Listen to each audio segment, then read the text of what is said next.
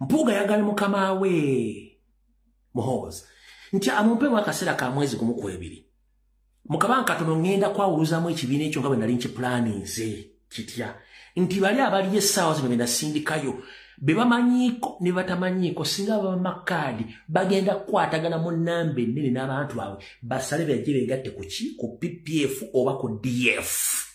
Do you copy that?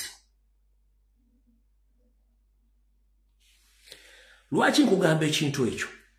Abantu bangi abazze okukima kaadi za National Platform nga tebabadde mu active politics wa National Platform ani abasindise sente bazijeewa.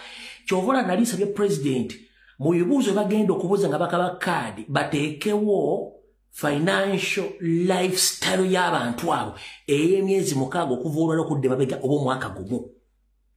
Naye simanyi oba diye nga bagitwala oba bagireka kubanga financial lifestyle y'omuntu ye kulaga omuntu ono sente yazije n'omulimu gw'abadde akola. If someone can't even explain the income and expenditure of himself or herself, kiba kitegeeza nti oyo yali disqualified. Y'omu ku nkweza engenzo kubanga Museveni we twogerera essaawa zino sente zeyakasipendinga okusindika ba agenti be mu National Platform zisinga sereza kampeni zeyakubisa mu kalulu akawedde akiwakana jangu ompaabire.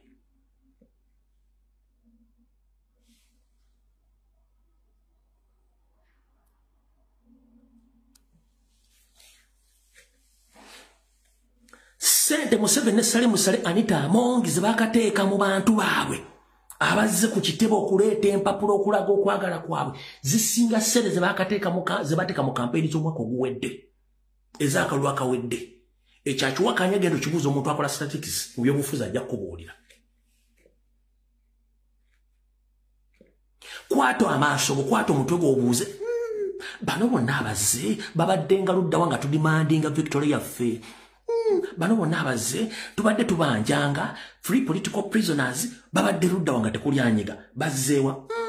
Lwaki bazze essaawa zino ng'ekintu balabe kiyidde babadde nga luddawa? Eyo n'abatalinyanko ku kitebe nga bigwadde omulumi ogusooka okujja ku kitebe baavuddewa.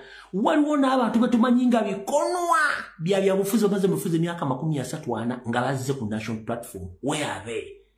Where are they coming from? And why are they at this particular moment show up at National Platform kubanga temwagala kitegeera kati nkibagambye.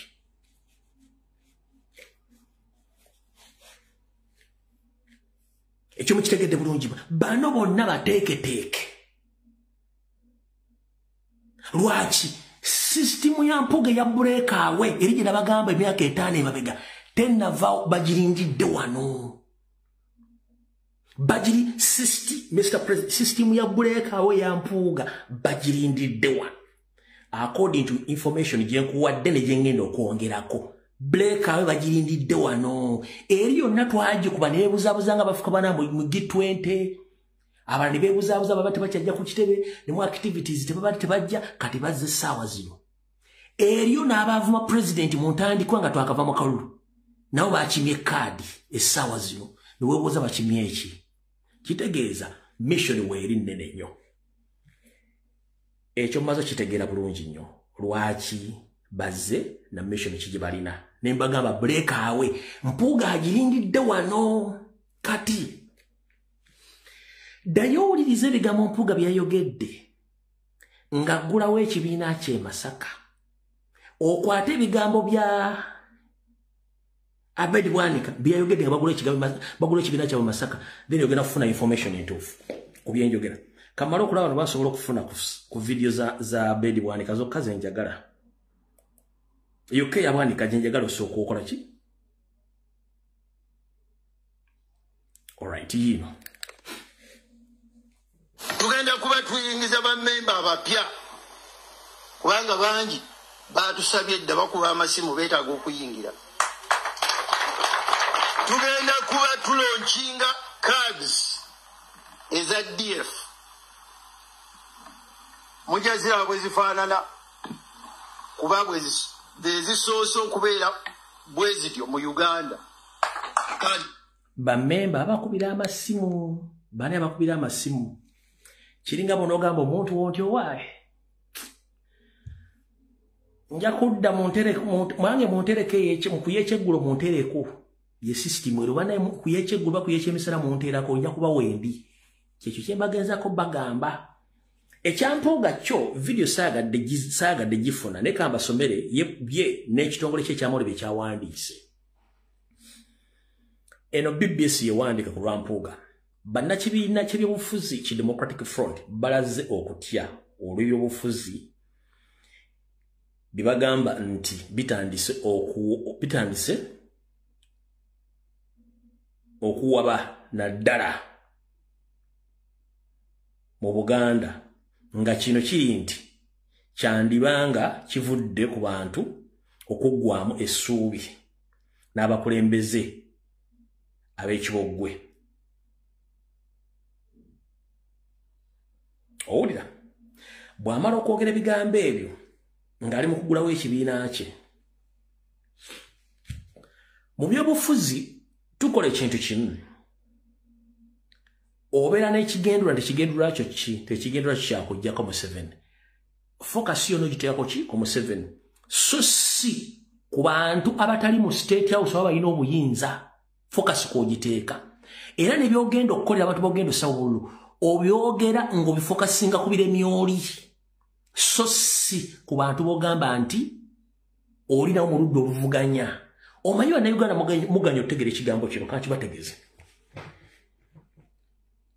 Kyetuyita ebyobufuzi gwe mutendera omuyitwa bannabyabufuzi okwesimbawo okusaba obuyinza mu abalonzi okububawa nga basinzira ku ebyo ebibaberemye gavumenti ebadde oba eri mu buyinza oba gye baagala okuggyako.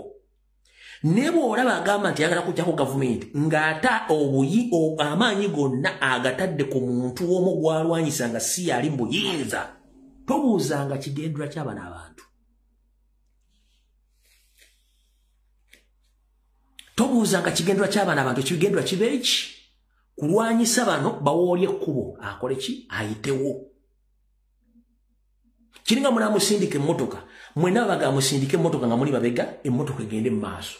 Ne wabaawo ate abeera mu maaso g'emmotoka ye ng'agisindika agizza mmwe gye mugisindika eve kati Mpuuga ne banne gwe mulimu gwe bakola. Ekyo bagoba ne bakola ebbanga lyonna.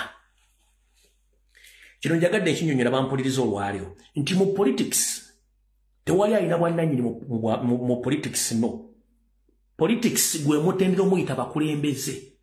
Abajja ne baga kino kitugenda okukola singa mutuwa obukulembeze. Kati mu abalonzi ne musala mu obukulembeze nga bagenda kosa simbi za muzomu w'omusolo. Wabula abakulembeze biseera bisinga babeera balwanyisa gavumenti eriko eveeko. Kati omuntu yenna bw'abanga tagenda kulwanyisa gavumenti eriko eveeko ng'ate ye alina gw'alwanyisa alwanyisa gavumenti, manya nti oyo abatalwana gavumenti eri eveeko aba alwanyisa bano abaagala gavumenti eveeko esigaleko kubanga bo gwe mulingo bazanyisa. Nkuwadde ekyokulabirako nti emmotoka webanga etubidde mu kaseerezi. Avuga emmotoka eyo afuna abantu amusindikirako ngera emmotoka eno bagisindika gijja mu ntubiro eyo edde esomoke. Era ebiseera bisinga amaanyi ag'okusindika tugassa mabega oba mu maaso kisinzira emmotoka gy'eredda.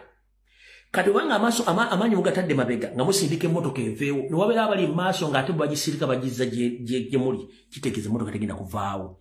Kati abampuuga be bali mu kikulanga kino kibali mu kwogerako essaawa zino oza mutegedde bulungi nnyo. Awo tuvuddewo.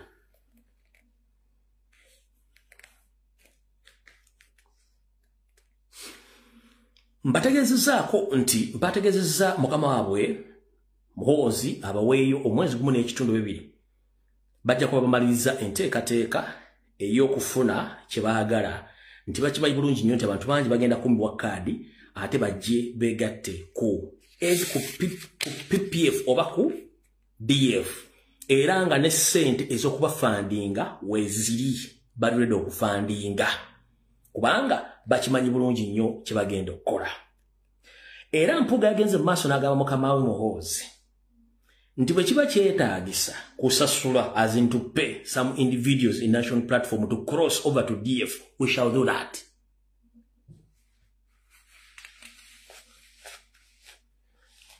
Mpuuga kuno kwoli wagambye if it means to pay some of the leaders and candidates to cross from national platform to come to DF or PPF. We shall do it because we have money and we have power. We shall do it. Yagambi. Ntipo chiba chetagisa kugulayo betuguze. Era. Tujja bagulayo. Bajje batwegate kubanga sete tuzina era tuba funding. Kuba chetwagala. Nti. By. Nagamati after. Oba yagamiti after 2 to 3 months nga tumaze okwawulamu abantu bano, it will give an opportunity to Museveni to win these elections, and after elections Nupu will be no more. Oyo Mpuuga nga bwagamba bamwemu akaseera kano mwagenda okufunda batagenda okuwa kaadi n'abala baguleyo wabula nti kijja kwangula Museveni okuwangula olwokuba agenda kubeera confusion ne oluvannyuma lw'akalulu yamuwadde assurance nti Nupu tegenda kubeerawo. Oyo Mpuuga yayogera ne mukama we Muhoozi mu meeting ye 19